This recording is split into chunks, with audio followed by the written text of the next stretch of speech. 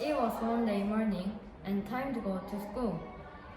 Julie sat at the back of the bus because she liked the up and down movements when the bus went over bumps. She also liked sliding from side to side when the bus turned around corners. At the next stop, Kelly was gone and Julie's smiling face changed to a frown. Kelly McNeil, Julie thought. Just looking at her can ruin her perfect morning. Kelly and Julie had been competitors since kindergarten. Now that they were in grade 5, they were competing all the time. Both of them were good at math, sports, geography, and science. But when it came to spelling,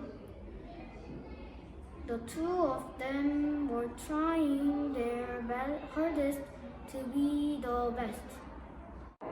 Hi Julie, Kelly smiled. Are you ready a big spelling test? Julie smiled but didn't say anything. Inside, she was getting very worried.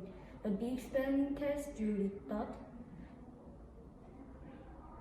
Julie had forgotten about the test, but she stayed calm.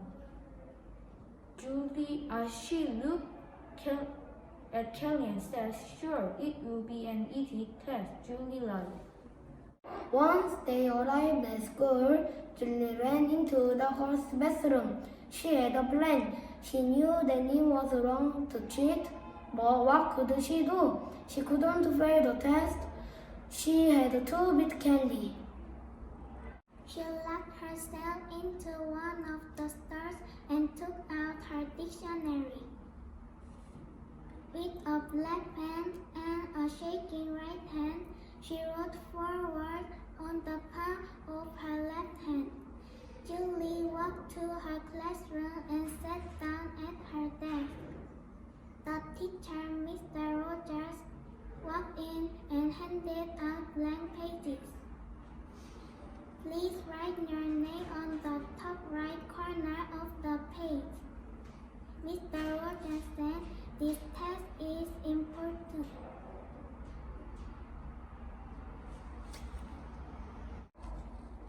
Mr. Rogers said the first word. Julie knew it and wrote it down. She also knew the second word, but the head she wasn't sure about. It was the same with the fourth and the fifth words.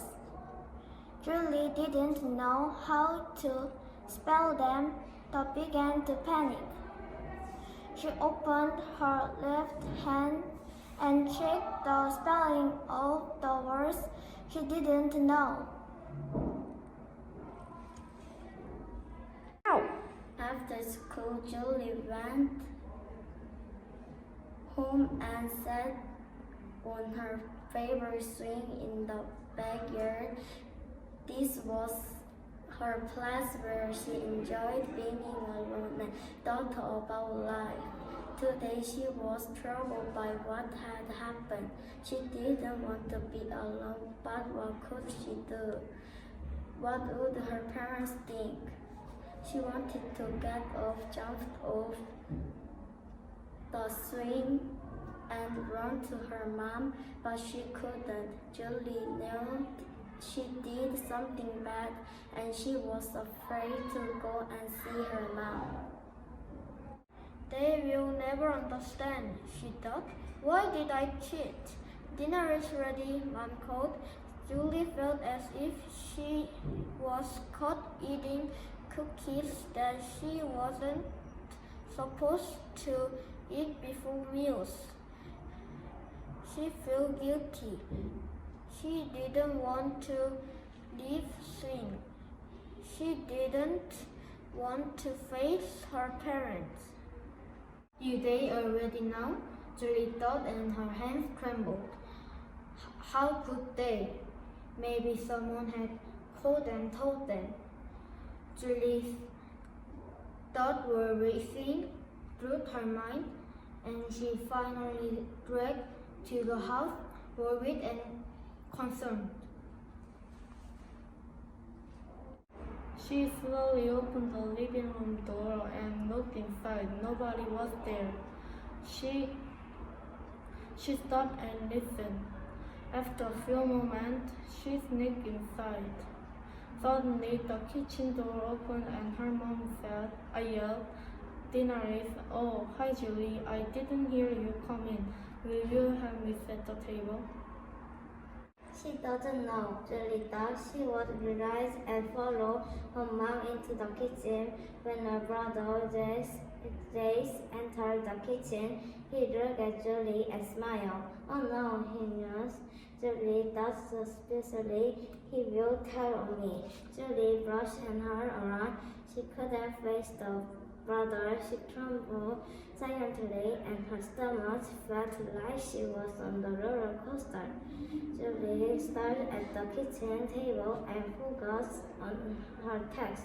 Sitting the table had the sting of something different. She slowly sent each plant, knife, and fork, and then she walked back to the cupboard and for glass.